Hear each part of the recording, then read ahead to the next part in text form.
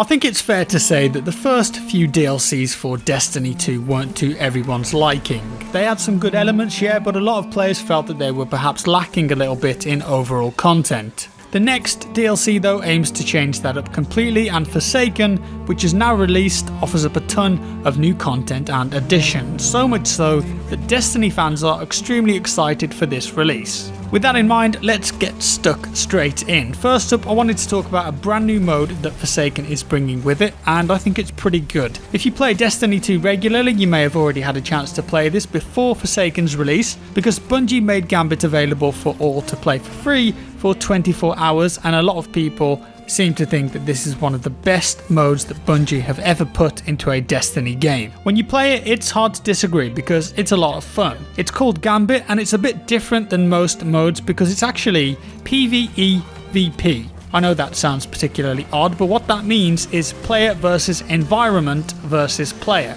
It's a blend of a PvE mode but with elements of player versus player too. A hybrid mode, if you will.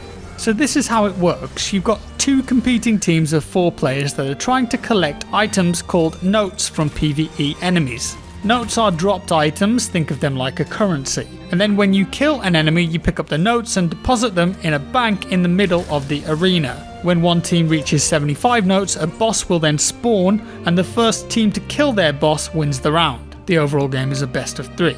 Now that sounds pretty interesting already, right? But that doesn't really involve much PvP so far. The change up in Gambit comes in how you can mess with the progress of the enemy team. Banking notes in quantities of 5, 10 and 15 will send extra enemies over to the opposing team's side called blockers. And when blockers are alive, not only are they an extra enemy to kill, but your team is also unable to bank notes until they've been killed. If you die, you lose all of the notes that you've acquired. Couple that with the fact that there are also certain points in the match where you can invade your opponent's side and kill members of their team, and you've got something very different and interesting. I've already seen reports suggesting that it could be a very good esports mode. The jury's out on that one, I think, but I have to say that it is a lot of fun to play. I imagine it will also become quite competitive as time goes on. It's just something a bit different and new for the game, and I give it my thumbs up. With a well-organised team, it really does make for an interesting experience, especially if you can communicate with each other to invade the other side or decide who will stay and whether you're going to bank your notes as soon as possible or save up to say 15 to deploy a large blocking enemy to the other side, but risk losing all of those notes if you die. I have to admit, I've had a blast with this game mode, and I've been playing it on PC too, and as I've said many times before, the game just runs amazing on PC. They did a great job with this version of the game. It was quite refreshing to go back and play it really and just remember how well they'd done it. Now, as with any Destiny DLC, there are new strikes to get stuck into. This time around there are 4 new strikes, but one of them is a PS4 exclusive. Broodhold is the PS4 strike, and then the other 3 are the Hollowed Lair, the Corrupted and Warden of Nothing. Warden of Nothing being a bit of a fan favourite as it feels like a Destiny strike of old. One nice touch this time around though is that you can change the level of the strikes that you want to do, either power level 300, 400 and then 500 if you want the ultimate challenge. That of course brings me onto the level cap itself, which is increased once again. This time around it's been beefed up to 600.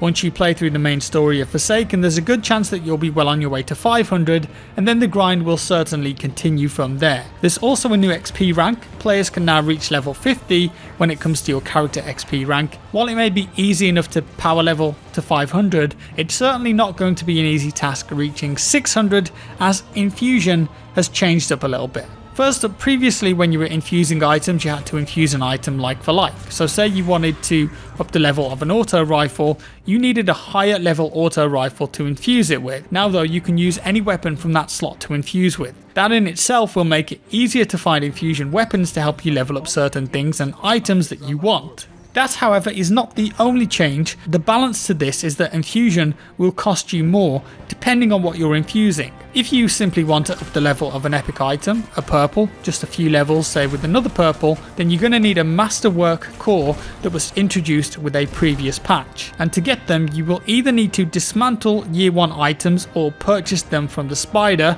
a new faller vendor that's ate a few too many Big Macs, and he's present in a new area that we'll get onto later. You're also going to need more world materials to perform infusions, so carelessly infusing now just to gain 1 or 2 power levels isn't going to be quite as simple as it once was. You can, however, infuse the same items into themselves at a reduced cost. The whole system's a bit more complicated now. I mentioned a new area just then called the Tangled Shore, and this is where you can find the spider as well as more public events, lost sectors and hidden chests. This area actually reminds me a little bit of the Dreadnought from the Taken King DLC, not in size but just in design, at least a little bit. There's also an endgame area called the Dreaming City, but you're going to have to be very high level and have completed the Forsaken story to be able to access that. The story itself isn't very long in my opinion, and honestly that doesn't tend to be much of a big deal in these DLCs, but the overall package offers up so much that I don't think it really matters. Spoiler warning if you don't want to know what happens, but the trailers for the game have kind of shown what happens. Cade dies at the start, I know, but the story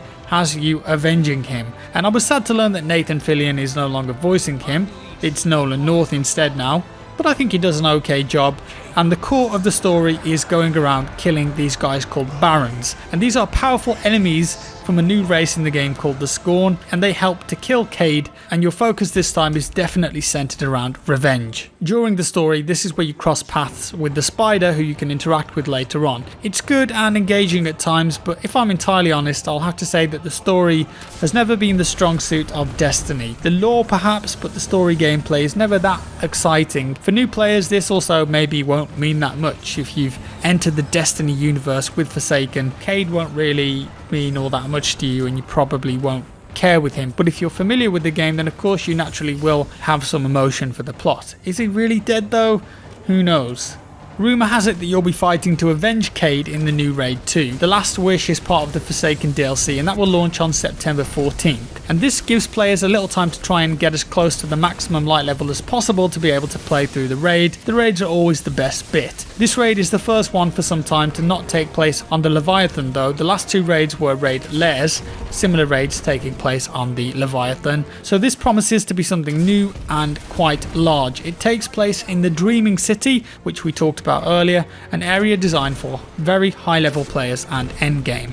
Now Forsaken has introduced collections into your character screen too, so you can keep track of items that you already have, but also items that you don't. I really like this. Since Warmind released in May, everything players have earned in Destiny 2 has been tracked and added to their background collection. Collections allow you to pull items out of the menu and add them to your inventory on the fly at a cost. Triumphs also make a return, achievements of sorts I guess.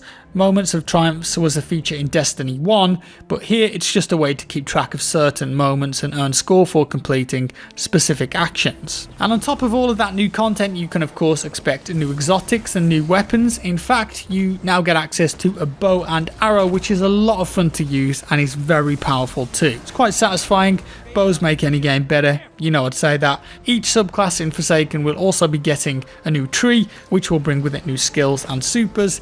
There's a load of new abilities here to play with. And alongside all of the Forsaken content, Bungie have detailed what's to come with the Black Armory update later in the year, the Joker's Wild update in spring, and then Penumbra in summer 2019. And Bungie claimed that 3 different content drops after Forsaken will be large content drops instead of the smaller ones that have come before. Overall, I have to say that Forsaken is actually a lot of fun. It's the best content drop that Destiny has received since launch, and it's a lot for players to get stuck into and enjoy. I don't play Destiny 2 every day, in fact I go for long periods without playing it, but I do still enjoy coming back and grinding through the new content as it's fun and interesting. Forsaken definitely has scratched that itch for me. I feel like the community as a whole has had a new lease of life with this DLC, and I'm really interested to see what the new raid brings on September the 14th. It's going to be a good one I feel.